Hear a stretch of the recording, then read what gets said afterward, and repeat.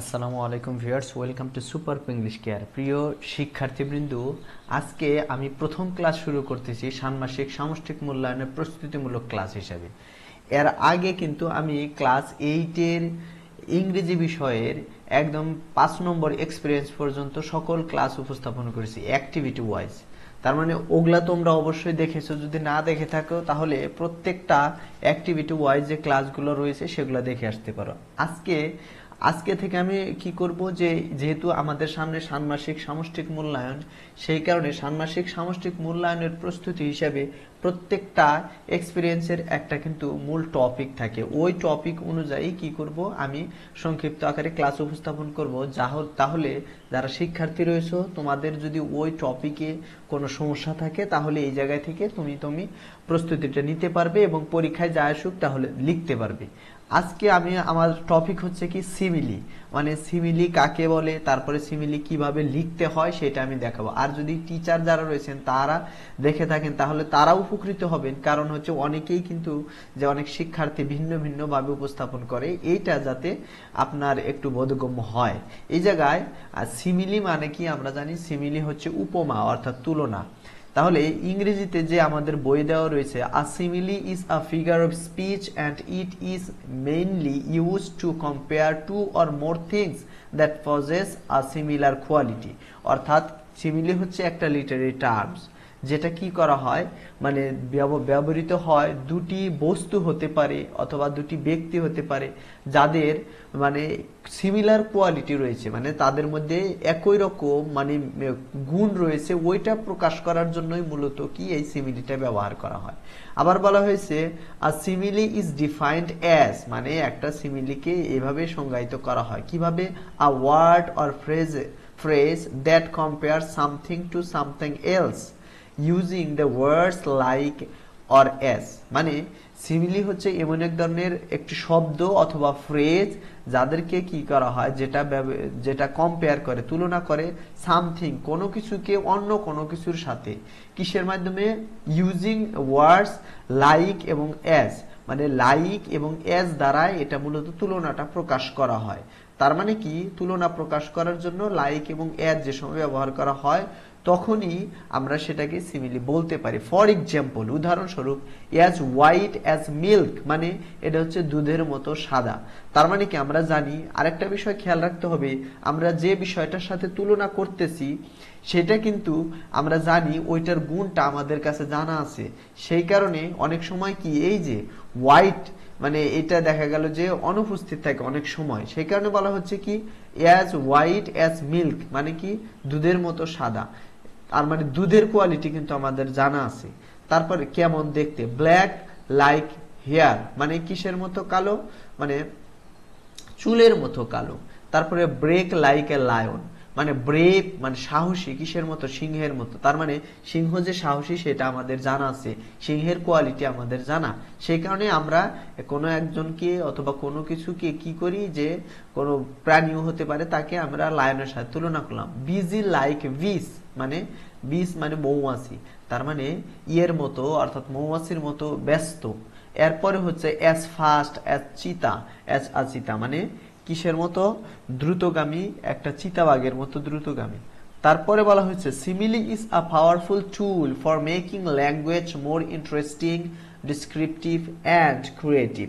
মানে সিমিলি হচ্ছে এমন একটা কৌশল, শক্তিশালী কৌশল, কিসের জন্য, ফর মেকিং আ ল্যাঙ্গুয়েজ, মানে একটা ভাষাকে মোর ইন্টারেস্টিং, মানে খুব আরো বেশি চমৎকার করার জন্য, ডিসক্রিপটিভ মানে বর্ণনামূলক করার জন্য, এবং ক্রিয়েটিভ মানে সৃজনশীল করার জন্য খুবই একটা শক্তিশালী কৌশল। এখন আমি এই জায়গায় কিছু সিমিলি উপস্থাপন করব। এরপরে আমাদের যে দুটো কবিতা রয়েছে ক্লাস 8-এর, ওই কবিতা দুটো থেকে সিমিলি কিভাবে লেখা যায় সেটা আমি দেখাবো।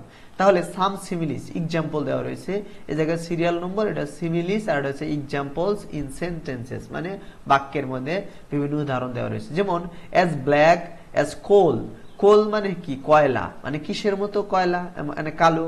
তাহলে এটা বলা হচ্ছে কয়লার মতো কালো। আমরা কিন্তু কারো মানে চেহারা মাঝে মাঝে করি একদম কালো, কিসের মতো কালো, কয়লার মতো কালো, অথবা কোনো কিছু বর্ণনা করার জন্য বলে এটা একদম কয়লার মতো কালো। সেই কারণে এই জায়গায় উদাহরণ হচ্ছে হিজ ফেস বিকেম, মানে তার মুখ হয়ে যায় অ্যাজ ব্ল্যাক অ্যাজ কোল আফটার বিং ক্রিটিসাইজড, মানে মানে কাউকে হয়তো করা হয়েছে, ক্রিটিসাইজ করা হয়েছে, মানে তিরস্কার করা হয়েছে, সেই তিরস্কার করার সময় তার ফেসটা একদম মানে কালো হয়ে যায় লজ্জায়, সেটাই বলছে যে তার ফেস একদম ইয়ের মতো মানে কয়লার মতো কালো হয়ে গেছে। এরপরে হচ্ছে as blind as a bat. এখন কেন ব্যাট মানে হচ্ছে বাদুর, বাদুর সাথে তুলনা করা হয় কেন? বাদুর কিন্তু দিনের বেলায় মানে চোখে দেখে না, সেই কারণে কি করে তারা, কিভাবে করে বাদুর চলাফেরা করে কিসের মাধ্যমে আমরা জানি, এটা শব্দ তরঙ্গ ব্যবহার করে তারা চলাফেরা করে।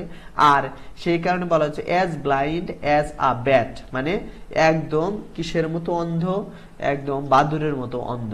তার মানে এই জায়গায় উদাহরণস্বরূপ বলা হয়েছে my uncle is as blind as a bat without his spectacle, বলতেছে যে আমার আঙ্কেল অর্থাৎ আমার চাচা কি একদম বাদুরের মতো কি অন্ধ, উইদাউট হিজ স্পেকটাকলস মানে তার চশমা ছাড়া, তার মানে সে চশমা ছাড়া চোখে দেখে না। As brave as a lion, এর আগে বলেছি as brave as a lion হচ্ছে সিংহের মতো কি সাহসী, আমরা জানি সিংহ সাহসের প্রতীক হিসেবে ব্যবহার করা হয়, সেই কারণে সিংহ সাথে তুলনা করা হয়েছে। যেমন ওয়াইল ফাইটিং দ্য ওয়ার, মানে বলছে এই যুদ্ধে সেই এই যুদ্ধে কি করার সময়, যুদ্ধ করার সময় the soldier was as brave as a lion, মানে সোলজার কেমন ছিল, সৈনিক ছিল ইয়ের মতো সাহসী, মানে লায়নের মতো সিংহের মতো সাহসী। কানিং লাইক আ ফক্স, বলা হচ্ছে কিসের মতো, কানিং মানে ধূর্ত অথবা চালাক, কিসের মতো, শিয়ালের মতো চালাক। ডোন্ট ট্রাস্ট হিজ ওয়ার্ডস, বলছে তার কথা বিশ্বাস করি না। He is cunning like a fox, সে হচ্ছে কি একটা শিয়ালের মতো ধূর্ত অথবা চালাক। এরপরে নাম্বার 5 হচ্ছে অ্যাজ কোল্ড অ্যাজ আইস, মানে কি, মানে কোল্ড অ্যাজ আইস মানে বরফের মতো ঠান্ডা, বলা হচ্ছে the expression on her face was as cold as ice, মানে তার যে মুখের যে এক্সপ্রেশন ছিল কিসের মতো ঠান্ডা ছিল, এই যে বরফের মতো ঠান্ডা ছিল। এরপরে আমরা যাব নাম্বার 6 যেটা as busy as a bee, এর আগে উদাহরণ দেওয়া রয়েছে, এই জায়গায় দিচ্ছি my wife is as busy as a bee in this morning, in the mornings মানে সকালবেলায় আমার ওয়াইফ খুবই ব্যস্ত থাকে, সেটা বলা হয়েছে।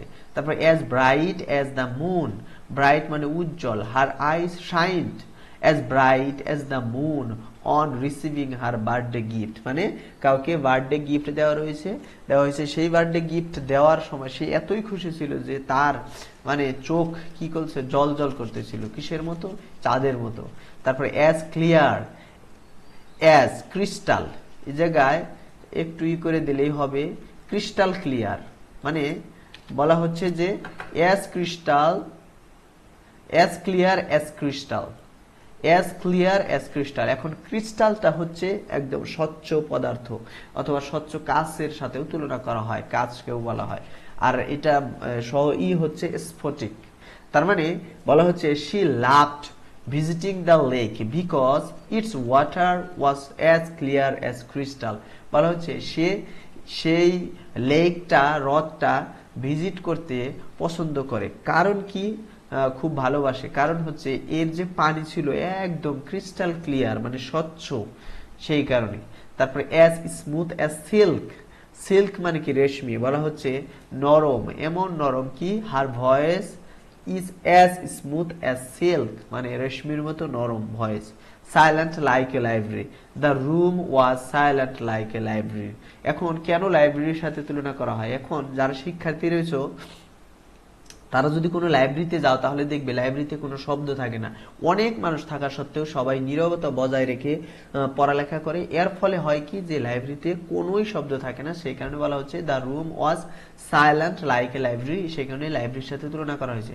তারপর patience like a calm river, patience মানে কি ধৈর্য, বলা হচ্ছে the teacher's patience was endless, বলতেছে শিক্ষকের মানে ধৈর্য ছিল মানে অসাধারণ ছিল, মানে অশেষ ছিল, ধৈর্য ছিল। Enduring disruptions like a calm river flowing, মানে এমন কি সে সহ্য করেছে, কি সহ্য করেছে, এই যে অব্যাহত ভাঙচুর ধ্বংস সহ্য করার ফলেও সে কি like a calm river flowing, যেটা মানে একটা কাম মানে মানে শান্ত, যেটা কি যে নদীটা প্রবাহিত হচ্ছে তার মতো ছিল, তারপরে সর্বশেষ যেটা বলেছি সেটা হচ্ছে 13 number bright like a flame, মানে হচ্ছে আগুনের যে ফুলকি আছে সেই ফুলকির মতো উজ্জ্বল ছিল।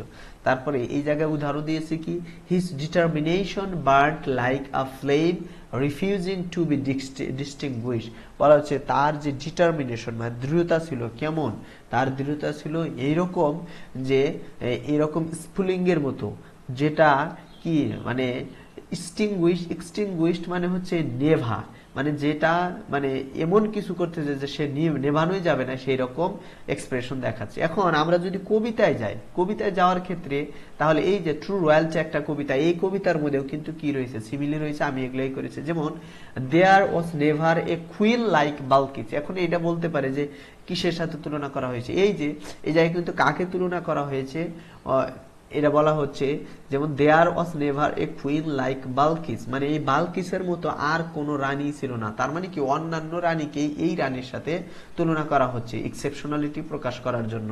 এরপরে যে সিমিলি হবে, এখন কোনটুকু লিখবে শিক্ষার্থীরা, এই জায়গায় অবশ্যই এই জায়গায় কিন্তু পুরাটাই লিখে দিতে হবে, কারণ কাকে তুলনা করতেছে, অথবা এই যে লাইক শুধু অনেকেই দিয়ে দেয়, কিন্তু এইটা আসলে কিন্তু কি সিমিলি না, শুধু লাইক অথবা শুধু অ্যাজ কিন্তু সিমিলি না।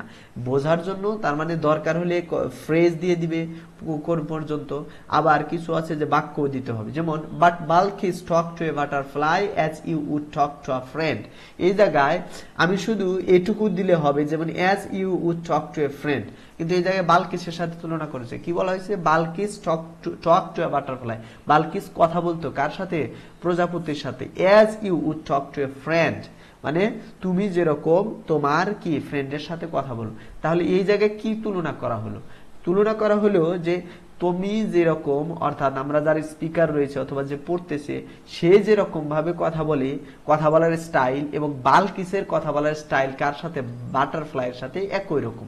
তার মানে এই দুটা লাইন দেবে, অথবা এই যে as you would talk to a friend এইটাকে দিয়ে দিত। এই শুধু অনেক শিক্ষার্থী যে অ্যাজ দিয়ে দাও, এইটা কিন্তু হবে না। তাহলে there was never a king like Solomon, এখন এই সলোমনের মতো কোনো রাজা ছিল না, এইটার মতো যেরকম এটাও সেরকম একটা কি, এটা হচ্ছে একটা সিমিলি। এরপরে হচ্ছে not since the world began but Solomon talk to a butterfly as a man would talk to a man, এই জায়গায় এই যে as a man would talk to a man এইটুকু দিলেও হবে, আর এই দুটা লাইন দিয়ে দিলেও হবে, কারণ এই জায়গায় কিন্তু ওই কথা বলার ধরনকে প্রকাশ করা হয়েছে, তুলনা করা হয়েছে। তার মানে আরো আমাদের কিন্তু আরো একটা কবিতা রয়েছে, ওই কবিতারও কিন্তু আমি এটা উপস্থাপন করতে চাচ্ছি, দেখি যে আমাদের যে ওই কবিতার মধ্যে কি রয়েছে।